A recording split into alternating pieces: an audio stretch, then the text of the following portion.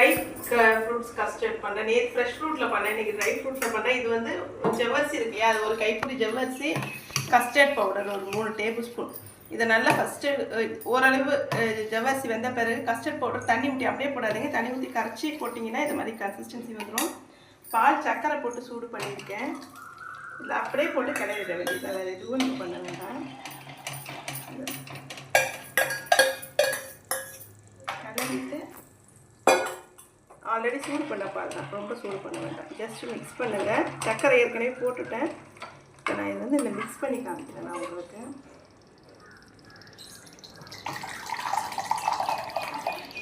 போட்டுட்டு நான் வெறும் ட்ரை ஃப்ரூட்ஸ் தான் இன்றைக்கி போட்டிருக்கேன். இது வந்து அத்திப்பழம், பாதாம், முந்திரி, வாழைப்பழம்.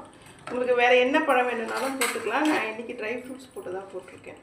நீங்கள் அப்புறம் கிரேப்ஸு, பொமேக்ரானட் எது ஒன்றும் போட்டுக்கலாம். இதை போட்டு நீங்கள் மிக்ஸ் பண்ணிவிட்டு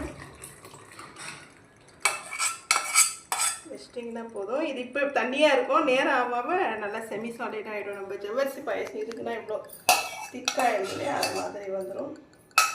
இது வந்துட்டு நல்லாயிருக்கும் உங்களுக்கு டேஸ்ட்டு. இது நீங்கள் வேணும்னா இது மேலே வந்துட்டு சப்ஜா சீட் போட்டுக்கலாம். இன்னும் கூட எக்ஸ்ட்ராவாக இது இந்த சில்வர் ஃபாயில் இருக்குல்ல, அது கூட போட்டுக்கலாம். அப்பியரன்ஸ் அழகாக இருக்கும். பட் இதுவே போதும், நல்லாயிருக்கும் டேஸ்ட்டு. ஆல்ரெடி இதில் வந்துட்டு கஸ்டர்ட் பவுடர்லேயே உங்களுக்கு பட்டர்ஸ்காட்ச் ஃப்ளேவர் இருக்கிறதுனால எந்த எக்ஸ்ட்ரா ஃப்ளேவர்